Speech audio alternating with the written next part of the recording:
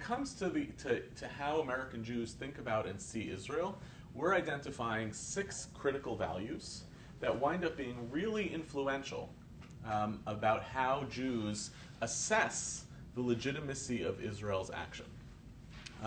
The ones I've listed here are land, the value of land, the land of Israel to the Jewish people. How important is peace in the Jewish tradition? The value of justice, the value of self-preservation. How important is it to me that Jews survive? The value of exceptionalism.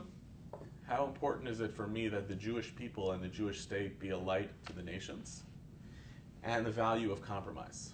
How important is it to me, to my Jewish values, that we be a people who doesn't seek to have everything, but seeks to have enough, and that other people have what they need?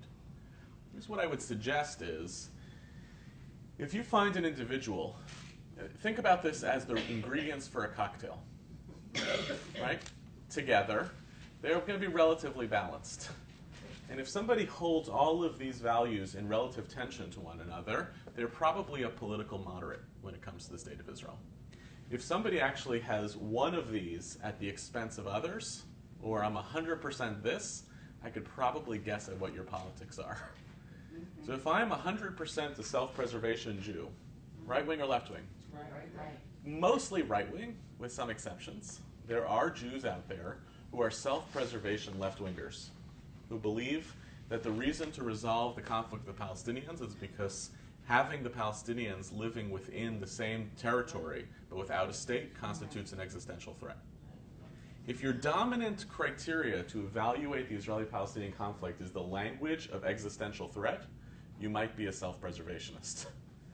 If your dominant value that's most important to you Jewishly is exceptionalism and the moral character of the Jewish people, you're probably either a left-winger or an extreme religious Zionist. Because you're obsessed with simply the moral fabric of your own people, and you evaluate the politics in the world on the basis of that. And one of the activities that we're going to do throughout this curriculum is we're going to take each of these values, explore the way in which these values play out in Jewish tradition, and challenge ourselves in this context of what it means to hold these values in tension with each other. Because when you sit with a room of people, they're all going to embody or inhabit different values to a greater degree or a lesser degree. The challenge of pluralism, I know I'm kind of shortcutting to the end, but the challenge of pluralism is not how do I get everybody to agree, but how do I get everybody to acknowledge that we're working with the same list of ingredients? We have different recipes, but we actually have the same ingredient list, and therefore the cocktails that we produce taste different, but they're actually the product of basically the same raw materials. That, we believe, could be a technology that actually engenders empathy.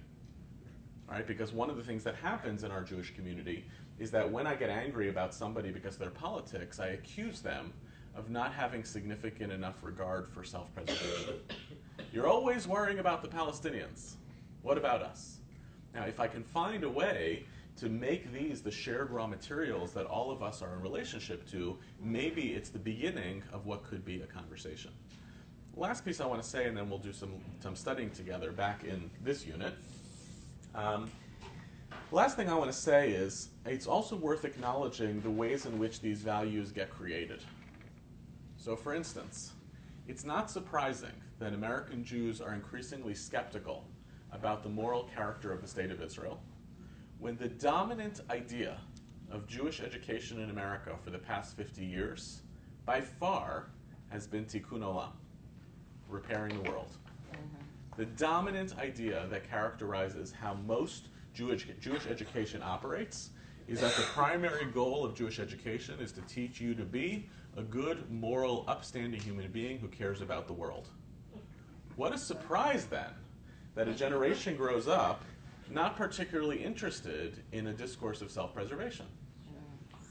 Like, why are we surprised? All of Jewish education has been oriented towards being an upstanding person who cares about repairing the world.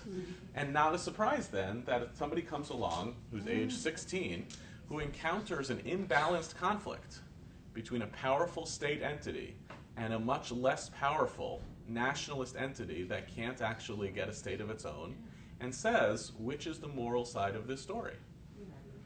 So sometimes we are creating a values narrative simply on the basis of what we think is right for Judaism, without thinking about the political consequences of what that values narrative may actually play out. So wrestling seriously with each of these values is going to force us to also not just understand Israel differently, it's going to force us to understand Judaism differently.